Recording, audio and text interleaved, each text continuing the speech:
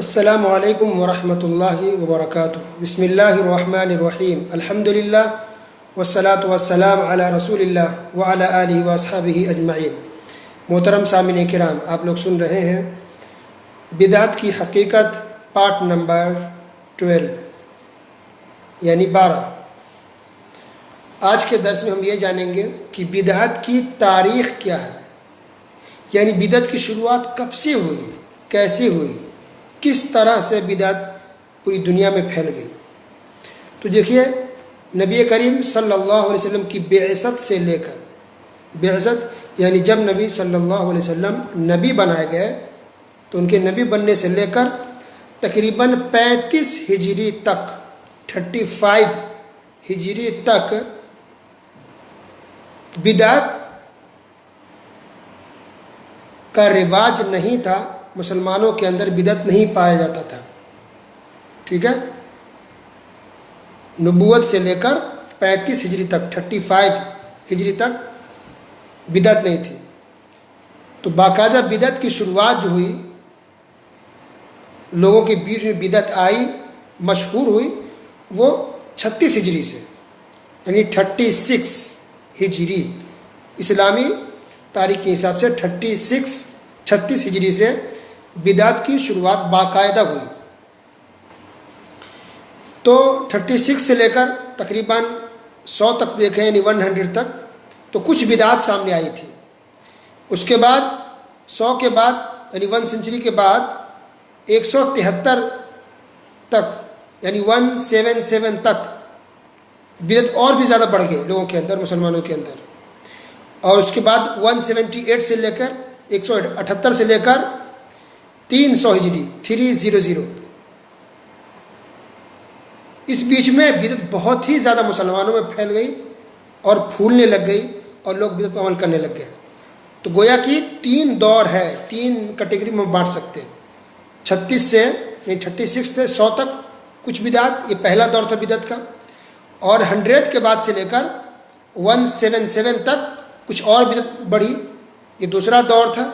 اور جو تیسرا ٹرم آیا، یہ تیسرا دور آیا، یعنی 178 سے لے کے 300 ہجری تک، اس میں بدعت بہت زیادہ پھیل گیا۔ ٹھیک ہے، اس کے بعد سے آج تک بدعت بڑھتی ہی جا رہی ہے، پھیلتی ہی جا رہی ہے، بدعت میں دن بدن اضافہ ہی ہو رہا ہے۔ ایک بات یہ، دوسری کہ وہ بدعت جو پہلے شروع تو ہو گئی تھی لیکن کچھ تھی وہ، لیکن وہی چیز بڑھ کر کے اور زیادہ اور بڑے پیمانے پر بدعت ہو رہی ہے۔ تو 2 باتیں ہو رہی ہیں، ایک تو بدعت دن بدن بڑھی رہی ہے اور بڑھتی جا رہی ہے، دوسری کہ وہ بدعت جو پہلے سے ہی ہے، اس بدعت کو اور بڑے پیمانے پر لوگ کر رہے ہیں، غلو کر کے، بڑھا چڑھا کر کے، اور بدعت میں لوگ ملوث ہو گئے ہیں۔ ٹھیک ہے، تو سب سے پہلے جو فرقہ وجود میں آیا اس امت محمدیہ میں، وہ ہے خوارج کا، خارجی جس کو ہوتا ہے خارجی، خوارج۔ یہ خوارج فرقہ سب سے پہلے آیا، یہ پہلا فرقہ ہے بدعتیوں کا، کیونکہ اس کا عقیدہ یہ ہے کہ جو بھی مسلمان اگر گناہ کبیرہ کر لے، بڑا گناہ کر لے، تو وہ کافر ہو جاتا ہے، اسلام سے نکل جاتا ہے، استغفر اللہ۔ اور بھی بہت برے برے عقیدے ہیں، سب کو تو میں ڈیٹیل میں بیان نہیں کر سکتے، مختصراً آپ کو بتا رہا ہوں میں۔ دوسرا فرقہ جو وجود میں آیا خوارج کے بعد، وہ شیعہ کا تھا، شیعہ اہل تشیع، وہ وجود میں آیا۔ اللہ اکبر۔ تو غور کیجئے، گویا شیعہ بھی آج سے نہیں ہے، صحابہ کرام کے زمانے سے ہے شیعہ۔ تو کیا وہ لوگ سچے صحیح ہو گئے؟ نہیں۔ تو کبھی بھی کسی بدعت کو یا کسی بری چیز کو ہسٹری سے یا پرانے ہونے سے یہ نہیں کہا جائے کہ وہ صحیح ہے۔ ٹھیک ہے، اسی بات سمجھ میں آ رہی ہے۔ تو بہرحال شیعہ وجود میں ہے۔ اچھا، شیعہ میں ایک بات یہ ہے، روافظ میں، اہل تشیع میں، کہ جو شیعہ جب شروع میں جب آیا پبلک میں کہ ایک شیعہ بھی کوئی ہے، تو اس کی شروعات اصل میں اس طرح سے ہوئی تھی کہ مسلمانوں میں سے کچھ لوگ ایسے تھے جو علی رضی اللہ تعالیٰ عنہ سے زیادہ محبت کرتے تھے، اور وہ یہ سمجھتے تھے کہ علی رضی اللہ تعالیٰ عنہ عثمان رضی اللہ تعالیٰ عنہ سے زیادہ افضل ہے۔ بس شروع میں شیعوں کا عقیدہ، منہج یہی تھا، یہیں سے اس کی شروعات ہوئی کہ علی رضی اللہ تعالیٰ عنہ عثمان رضی اللہ تعالیٰ عنہ سے زیادہ افضل ہے۔ تو گویا کہ خلافت بھی پہلے ملنی چاہیے تھی، پہلے علی رضی اللہ تعالیٰ عنہ کو ملنی چاہیے تھی۔ تو علی رضی اللہ تعالیٰ عنہ کو زیادہ افضل سمجھتے ہیں عثمان رضی اللہ تعالیٰ عنہ سے، جبکہ یہ غلط ہے، یہ بھی غلط ہے۔ صحیح عقیدہ یہی ہے کہ نبی صلی اللہ علیہ وسلم کے بعد سب سے افضل صحابی ابوبکر صدیق رضی اللہ تعالیٰ عنہ ہیں، اس کے بعد عمر فاروق رضی اللہ تعالیٰ عنہ، اس کے بعد عثمان رضی اللہ تعالیٰ عنہ ہیں، اس کے بعد علی رضی اللہ تعالیٰ عنہ ہیں۔ یہی منہج تھا صحابہ کرام کا، ٹھیک ہے۔ لیکن شیعوں کی طرف سے یہ بات آئی کہ نہیں، علی رضی اللہ تعالیٰ زیادہ افضل ہے عثمان رضی اللہ تعالیٰ عنہ سے، بس اتنی سی بات تھی۔ پھر جیسے وقت گزرتا گیا، دن ایام گزرتے گئے، ان لوگوں میں سے پھر عقیدے کا بگاڑ آنے لگ گیا، عقیدہ بگڑتے چلا گیا۔ ایک شخص کھڑا ہوا عبداللہ بن سبا، جو کہ یہودی تھا، عبداللہ بن سبا یہودی، جو دکھانے کے لیے مسلمان ہوا اور اندر سے کفر شرک تھا۔ تو مسلمان دکھانے کے لیے ہو کر کے مسلمانوں کے گروپ میں مسلمانوں کے ساتھ اٹھنے بیٹھنے لگ گیا اور غلط عقیدے پھیلانے لگ گیا۔ خاص کر شیعوں کے اندر شیعوں کے جو اکثر عقیدے ہیں وہ اس کی طرف سے آئے۔ گویا کہ ایک طرح سے کہہ سکتے ہیں کہ شیعوں کا جو ماسٹر مائنڈ ہے یہ عبداللہ بن سبا تھا، جو کہ اصل میں یہودی تھا اور دکھانے کے لیے اس وقت مسلمان ہو گیا تھا۔ اور پھر شیعوں میں اور عقیدے کا بگاڑ آتے گیا یہاں تک کہ اب اس حالت میں پہنچ گئے جیسا کہ آپ لوگ دیکھ رہے ہیں، نعوذ باللہ صحابہ کرام کو برا بھلا کہنا، تہمت لگانا، الزام لگانا، نعوذ باللہ گالیاں دینا۔ اکثر تو شیعہ گالی دیتے ہیں، لیکن شیعوں میں بہت فرقے ہیں۔ شیعوں صرف شیعہ کے اندر پھر چھوٹے چھوٹے بہت سارے فرقے ہیں۔ کچھ فرقے ایسے کے عقیدے اتنے خطرناک اور خراب ہے کہ اس کو ہم بول نہیں سکتے اور آپ سن نہیں سکتے، آپ کے کان کے اندر کی سکت نہیں کہ اس کو آپ سن سکیں، اتنا خطرناک برا اور خراب عقیدہ لوگ رکھتے ہیں شیعوں کے اندر جو کچھ گروپس ایسے ہیں۔ تو اس لیے کہتے ہیں نا کہ انسان بھول کر کے بھی کوئی بدعت نہ کرے، کیونکہ بدعت کی شروعات کچھ کرتا ہے چھوٹے پیمانے پر، چھوٹے لیول پر، لیکن وہ چیز بڑھ کر کے بعد میں اتنی خطرناک خراب ہو جاتی ہے کہ انسان اس کا تصور نہیں کر سکتا۔ آج شیعہ دیکھیں کتنے خراب کہ بٹا ہوا ایک دو دھڑ میں کہ ایک سنی مسلمان ایک شیعہ مسلمان ایسے ہو گئے، جبکہ شروعات وہ چھوٹے پیمانے پر لوگوں نے کی تھی۔ شیعہ کے بعد جو دوسرا فرقہ آیا وہ ہے قدریہ، اور قدریہ کے بعد ایک فرقہ آیا مرجیہ۔ سب کا ایک ایک مطلب ہے، سب کا ایک خاص خاص عقیدہ ہے، سب کو تفصیل میں بیان کریں گے تو بات بہت لمبی آ جائے گی، مختصر آگے بڑھتے ہیں ہم۔ علی رضی اللہ تعالیٰ عنہ کے زمانے میں ہی کچھ لوگوں نے بہت جب گلو کر رہے محبت زیادہ، آل بیت بہت زیادہ نام لیتے تھے۔ بھائی آل بیت سے یعنی علی رضی اللہ تعالیٰ عنہ کے گھر والوں سے تو ہم سب کو محبت ہے، ہمارے ایمان کا حصہ ہے، لیکن کچھ لوگ ایسے جو نام لیتے ہیں ان کا لیکن ان کے نام پر شرک کرتے ہیں۔ تو اس زمانے بھی ہوا کہ علی رضی اللہ تعالیٰ عنہ سے محبت کا دعویٰ کرتے ہوئے گلو کر کے یہاں تک پہنچ گئے، کہہ دیا کہ علی رضی اللہ تعالیٰ عنہ مولا علی ہیں، یعنی وہ ہماری پریشانی کو دور کر سکتے ہیں، ہمیں رزق دے سکتے ہیں، ہمیں اولاد دے سکتے ہیں، ہمیں زندہ کر سکتے ہیں۔ یہ عقیدہ کچھ لوگ رکھنے لگ گئے اسی وقت علی رضی اللہ تعالیٰ عنہ کے زمانے میں۔ اسی لیے علی رضی اللہ تعالیٰ عنہ نے ان لوگوں کو پہلے سمجھایا، اور جب وہ نہیں سمجھے تو ان لوگوں کو سزائے موت دی، یعنی جلا کر کے مار ڈالا۔ اللہ اکبر۔ تو غلط عقیدہ رکھنے والے اس زمانے سے موجود ہیں، سوچئے۔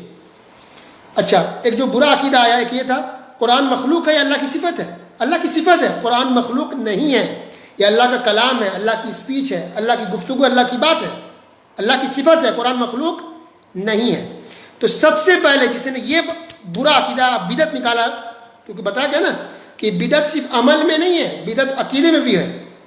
تو عقیدے کی جو بدعت ایک مثال یہ بھی ہے۔ تو سب سے پہلے جس نے یہ عقیدہ نکالا کہ قرآن مخلوق ہے، اس شخص کا نام ہے جعد بن درہم، جیم عین دال، جعد بن درہم، جس کی وفات 118 ہجری میں ہوئی، یعنی 118 ہجری میں اس کی وفات ہوتی ہے۔ تو اس نے سب سے پہلے عقیدہ نکالا کہ قرآن مخلوق ہے، نعوذ باللہ۔ اور اسی شخص نے یہ بھی عقیدہ نکالا پہلی بار مسلمانوں کے اندر کہ اللہ سبحانہ و تعالیٰ عرش پر نہیں ہے، بلکہ اللہ تعالیٰ ہر جگہ موجود ہے اپنی ذات کے حساب سے، اللہ عرش پر نہیں ہے۔ یہ عقیدہ سب سے پہلے کس نے نکالا؟ اسی جعد بن درہم نے۔ اللہ اکبر۔ وہ آج جو مسلمان انڈیا پاکستان کے اندر خاص کر کے اور پوری دنیا میں جہاں جہاں بھی لوگ یہ عقیدہ رکھتے ہیں کہ اللہ ہر جگہ موجود ہے، اللہ عرش پر نہیں ہے، یہ کس کی پیروی کر رہے ہیں؟ اسی کی، جعد بن درہم کی کر رہے ہیں، قرآن کی نہیں کر رہے ہیں، حدیث کی نہیں کر رہے ہیں۔ اللہ اکبر۔ تو انڈیا پاکستان کے اندر جو لوگ عقیدہ رکھتے ہیں کہ اللہ تعالیٰ عرش پر نہیں ہے، اس عقیدے کی شروعات کرنے والا جعد بن درہم ہے، جو کہ ایک بدعتی تھا، گمراہ تھا، جس نے برا عقیدہ اس نے نکالا۔ اور اسی جعد بن درہم نے اللہ سبحانہ و تعالیٰ کی صفات کا انکار کیا، اور یہی جعد بن درہم ہے جس نے یہ کہا کہ قرآن مخلوق ہے۔ اسی وجہ سے امام احمد بن حنبل کو کئی سال تک کوڑے مارے گئے، سزا دی گئی، لیکن امام احمد بن حنبل رحمۃ اللہ ٹکے رہے، اڑے رہے کہ نہیں، اللہ تعالیٰ کی مخلوق نہیں ہے، قرآن تو اللہ کی صفت ہے۔ تو اس شخص کی وجہ سے ایک اتنے بڑے امام، اتنے بڑے عالم کو کئی سال تک کوڑے مارا گیا، بیمار پڑے، کمزور ہو گئے تھے، امام احمد بن حنبل رحمۃ اللہ علیہ. بہت بڑا فتنہ ہو گیا تھا. آج جو ہم فتنہ دیکھ رہے ہیں انڈیا میں یا کہیں بھی مار پیٹ دنگا, یہ تو کچھ بھی نہیں ہے. اتنا زیادہ احمد بن حنبل رحمۃ اللہ علیہ کو مارا گیا تھا. تو کس کی وجہ سے مار پڑی؟ اسی جعد بن درہم بدعتی خرافاتی کی وجہ سے. اسی جعد بن درہم نے اور بھی بہت سارے خرافات اور بدعت نکالا اور عقیدے کے معاملے میں نیا عقیدہ پیش کیا. اس میں سے ایک یہ تھا کہ ابراہیم علیہ السلام اللہ تعالیٰ کے خلیل نہیں تھے. استغفر اللہ. اس نے یہ بھی کہا کہ اللہ تعالیٰ نے موسیٰ علیہ السلام سے گفتگو نہیں کی, جو کہ قرآن سے ثابت ہے, جو کہ حدیث سے ثابت ہے. تو یہ ہے جعد بن درہم.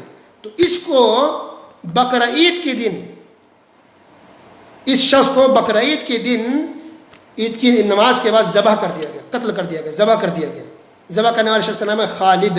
اس نے ذبح کیا کیونکہ دشمن ہے, اللہ کا دشمن, رسول کا دشمن, مسلمانوں کا دشمن.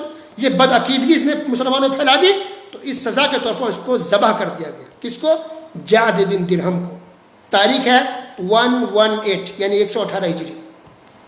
تو اب جو مسلمان جو یہ عقیدہ رکھتے ہیں کہ اللہ تعالیٰ عرش پر نہیں ہے, سمجھ جائے کہ عقیدہ کس نے شروع کیا. ایسے شخص نے جس کو ذبح کر دیا گیا تھا, یہ بدعتی تھا, خرافاتی تھا. اسی خرافات کو مسلمانوں میں پھیلا دیا گیا. پھر اس کے عقیدے کو اس کا ایک شاگرد ہے جہم بن صفوان, اس نے پھیلایا, پبلک میں عام کر دیا, مشہور کر دیا. اس کے بعد ایک شخص تھا واصل بن عطا, اس نے بھی بدعتیں بہت ساری ایجاد کی عقیدے کے معاملے میں, جس کی وفات, اس کی وفات 131 ہجری میں یعنی 131 کے اندر اس کی وفات ہوتی ہے. تو جو معتزلی ایک فرقہ ہے معتزلہ, اس کا بانی مؤسس یہی ہے واصل بن عطا, اور اس کی بات کو پھیلایا عمرو بن عبید نے, اس کا شاگرد. اس کے بعد جہاں تک بات ہے صوفی کی, صوفی, اس کے بعد تصوف کی تھوڑی تھوڑی شروعات ہوئی. صوفی عقیدوں کی شروعات ہوتی ہے. کب ہوتی ہے؟ اس کا بانی کون تھا؟ اس کا بانی ہے عبد الواحد بن زید. عبد الواحد بن زید یہ فاؤنڈر ہے, مؤسس ہے, یہ پہلا شخص ہے جس نے تصوف کی بات کی, صوفی کی بات کی, صوفی ازم کی بات کی. اور اس کی وفات ہوئی ہے 173 میں یعنی 177 ہجری, 177 ہجری میں اس کی وفات ہوئی ہے بصرہ کے اندر. پھر اس کے شاگردوں نے اس باطل عقیدے کو پھیلایا لوگوں کے اندر. یہ مراقبہ, یہ جو اصطلاحات ہے صوفیوں کے کہ فلاں شخص مراقبہ میں ہے تو یہ آ گیا, وہ آ گیا, یہ بہت سی جو اصطلاحات ہیں نئی نئی, یہ چیزیں اسی سے شروع ہوئی ہیں یا اس کے بعد سے اور اس میں بڑھتی چلے گئی, اور خرافات اور نئے نئے بدعات لوگ کرتے چلے گئے. تو صوفی کا جو معاملہ تصوف کا, یہ کہیں قرآن حدیث میں کہیں بھی آپ دیکھ لیں, کہیں بھی نہیں کہا گیا کہ مطلب کوئی نیک انسان اس کو صوفی کہا جائے, ایک بزرگ انسان ہے, ایک ولی ہے تو اس کو صوفی کہا جائے. یہ اصطلاح قرآن حدیث کی ہے ہی نہیں, یہ بہت بعد میں شروع کی گئی ہے. صحابہ کے بعد یہ صوفیوں کا تصوف کا سلسلہ شروع ہوا ہے, اور انہوں نے نئے نئے نام لائے اور نیک لوگوں کو صوفی کہتے ہیں. ورنہ قرآن حدیث میں یہ اصطلاح استعمال نہیں ہوئی ہے کبھی اچھے معنوں میں, اور نہ ہی بزرگ کو کبھی کہا گیا کہ یہ صوفی ہے. تو اس طرح بدعت خرافات کچھ یہ فرقے ہیں, کچھ یہ بدعت ہے جو لوگوں نے پھیلائے اور لوگوں میں مشہور ہوئے. یہ تقریباً جب 300 ہجری کا مسئلہ آیا, 300 ہجری کا جب وقت اور زمانہ آیا, تو اس وقت اسلام اور پھیلتا گیا. دن بدن اسلام پاور میں آ رہا تھا, مسلمان پھیلتے جا رہے تھے, کئی کئی ملک فتح ہو گئے ماشاءاللہ. تو ایک یہ ہوا کہ انڈیا کی جو کتابیں تھیں سنسکرت میں یا ہندی زبان میں جو بھی رہی ہوگی, اور بھی یونان کی جو کتابیں تھیں اور ایران کی جو کتابیں تھیں, ان کتابوں کو عربی زبان میں ٹرانسلیٹ کیا گیا. تو ٹرانسلیٹ کرنے سے عربی زبان میں یہ ہوا کہ ہندوؤں کی جو کچھ عقیدے تھے وہ عربی میں آنے کی وجہ سے مسلمانوں میں آ گئے. یونان کے جو فلسفے تھے, یہ منطق کی بات تھی, وہ مسلمانوں میں آ گئے.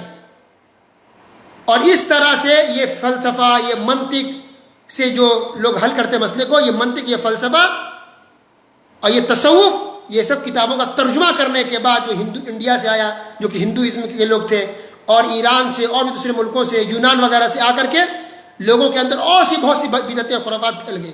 اللہ اکبر. تو 300 ہجری اور اس کے بعد سے بدعتوں کا تو ایک سیلاب امڑ پڑا, سیلاب آ گیا, اور اس قدر مسلمانوں کو بدعت اور شرک چھا گیا کہ اب فرق ہی نہیں پا رہا کہ صحیح اسلام کیا ہے, سنت کیا ہے. لوگ بدعت پر زیادہ عمل کرتے ہیں اور سنت پر عمل کم کرتے ہیں. تو اب اس بات سے اندازہ ہو گیا ہوگا کہ یہ تاریخ تھی مختصر بدعت کی. اس لیے مسلمانوں کو چاہیے کہ کبھی بھی اس پر اتنا اترائیں کہ اتنے لوگ اس پر عمل کرنے والے ہیں اور اتنے لوگ اس غلط چیز کو مان رہے ہیں, یہ اتنے زمانوں سے آ رہا ہے.